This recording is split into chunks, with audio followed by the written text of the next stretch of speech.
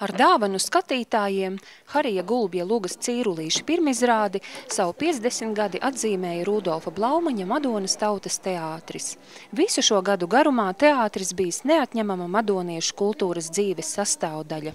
Arī jubilejas reizē teātra kolektīvs saņēma svarīgāko novērtējumu – pilnu skatītāju zāli, tuvus un tālākus ciemiņus, no sirds teiktus atzinības vārdus. Likt ieskatīties savā spogulī, uzzīmēt sabiedrības portretu, tas ir aktiermākslas uzdevums, ko Madonas tautas teātra aktieri izspēlējuši, izdzīvojuši uz skatuves dēļiem ilgu gadu garumā. Jaunākajā iestudējumā Cīrulīši režisori liek pievērst uzmanību tam, cik būtiski ir ievērot otra personības privātumu, neaizskaramību. Man ļoti gribējās, lai cilvēks aizdomājas, kā tad īstenībā ir. Vai mēs varam, vai mēs drīkstam regulēt otra dzīvi, kaut arī viņš ir vistuvākais. Vai tā ir mamma, brālis vai māsa, vienalga. Jo es domāju, ka ja tu gribi cilvēka cienīgu dzīvi, tev ir jāvar izlemt savus liktenis pašam.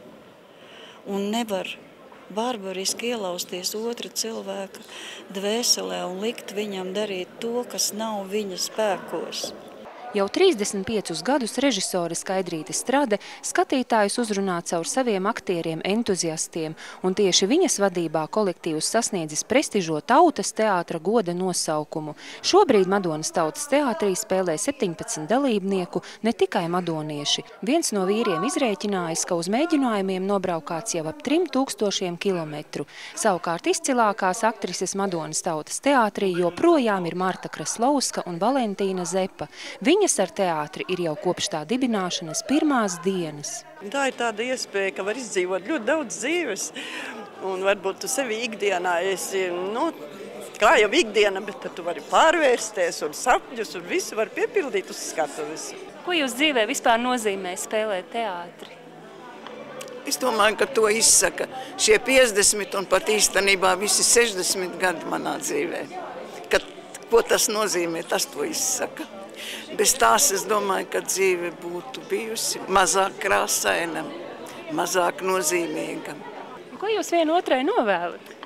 Veselību, ko tu citu, lai bija izturība, lai vēl kādu brītiņu paturēties kopā. Lai būtu vēl kādas lomas, vai ne? Visus 50 gadus teātris dzīvojas vienā mājvietā, Madonas kultūras namā, kurš pašlaik piedzīvo rekonstrukcijas otro kārtu.